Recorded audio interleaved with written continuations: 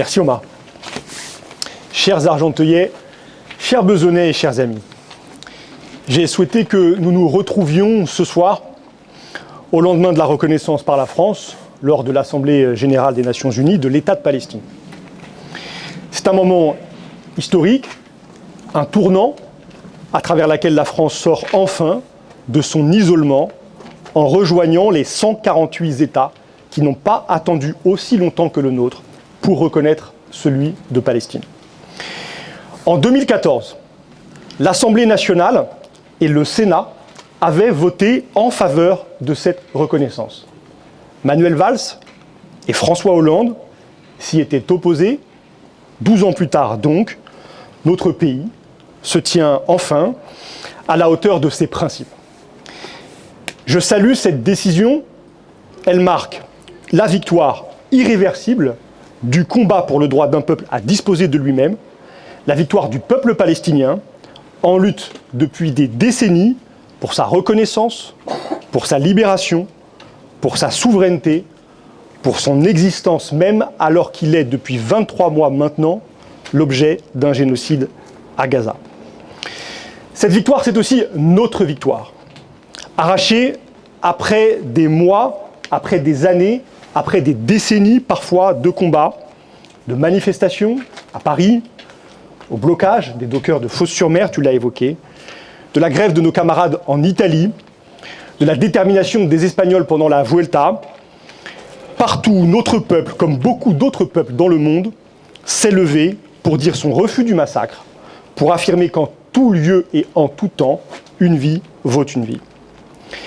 À Argenteuil et à Bezons, nous avons prolongé cet élan dans nos rassemblements, dans nos marches au flambeau, à travers la collecte hebdomadaire qu'Argenteuil Solidarité Palestine organise au marché Héloïse chaque dimanche depuis maintenant près de 2 ans. Avec mes camarades du groupe Insoumis à l'Assemblée nationale, nous avons montré les visages d'enfants déchiquetés dans l'hémicycle de l'Assemblée nationale quand personne n'assumait de les regarder. Nous nous sommes vêtus des couleurs de la Palestine quand on voulait invisibiliser le massacre en cours. Mon collègue Sébastien Delogu, député insoumis de Marseille, a été sanctionné pour avoir brandi le drapeau de Palestine dans l'hémicycle de l'Assemblée nationale par celle qui proclamait son soutien inconditionnel à un gouvernement engagé dans un génocide. Ma collègue députée européenne Rima Hassan, première parlementaire franco-palestinienne, a embarqué sur la flottille de la liberté pour briser le blocus illégal de Gaza, suivi quelques semaines plus tard par Gabrielle Catala, députée insoumise du Val d'Oise, et Emma Fourreau, eurodéputée insoumise, embarquée sur un autre navire. Et permettez-moi d'adresser en notre nom à tous, ce soir, un salut fraternel à mes 4 collègues embarqués sur des navires en ce moment même, faisant route vers Gaza pour y acheminer de l'aide humanitaire, alors que l'armée israélienne menace de recourir à la force pour les en empêcher.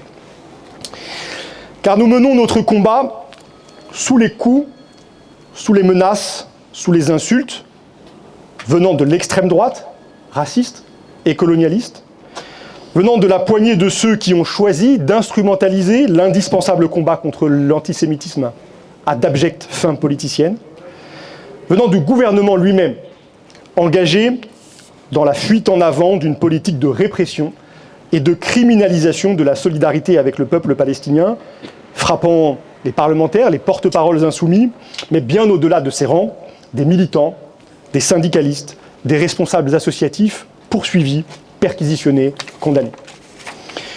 Notre combat est difficile, il n'est pas achevé.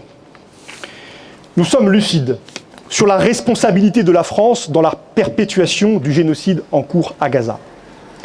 En 2024, la France a livré pour 16 millions d'euros d'armes à Israël en violation de tous ses engagements internationaux.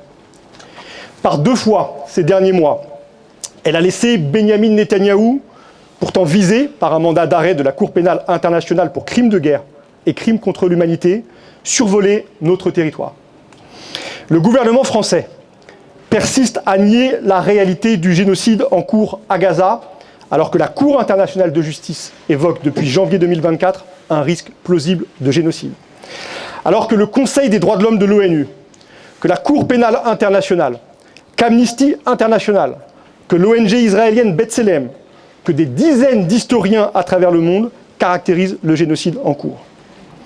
Alors que nous avons entendu Yoav Gallant, ex-ministre israélien de la Défense, proclamer combattre des animaux humains, que nous avons entendu le ministre des Finances Smotrich affirmer « Gaza sera totalement détruite », que nous avons entendu le vice-président de la Knesset appeler à, je le cite, « effacer la bande de Gaza de la surface de la terre ». Nous sommes témoins des bombardements d'hôpitaux, du blocus, de la famine utilisée comme arme de guerre, de la destruction de 78% des bâtiments à Gaza, de l'élimination systématique des journalistes. Nous savons qu'au moins 65 000 Gazaouis sont morts et 165 000 blessés.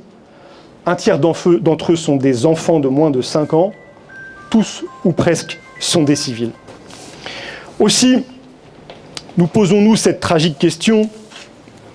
La France a-t-elle reconnu l'État de Palestine ou le cimetière de Gaza et la Cisjordanie en ruine?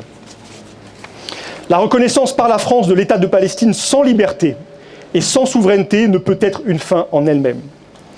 Tous les moyens légaux, en cohérence avec les décisions des Nations Unies, de la Cour internationale de justice et de la Cour pénale internationale, doivent être mobilisés pour arrêter le génocide en cours à Gaza et la colonisation des territoires palestiniens. Pour cela, avec mes collègues du groupe parlementaire de la France Insoumise, nous exigeons un cessez-le-feu immédiat et durable, des sanctions contre le gouvernement et l'État israélien, la suspension immédiate de l'accord d'association entre l'Union européenne et Israël, un embargo total sur les armes, l'entrée immédiate et massive de l'aide humanitaire à Gaza, la fin de la colonisation en Cisjordanie, l'arrêt des politiques d'occupation et d'apartheid. La reconnaissance de l'État de Palestine ne peut être qu'une étape. Une étape qui renforce l'isolement du gouvernement suprématiste d'extrême droite israélien pour obtenir la fin de ces crimes, l'arrêt du génocide, la paix, la libération des otages et des prisonniers politiques.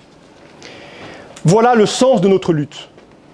Et au-delà, Gaza est un berceau de l'humanité.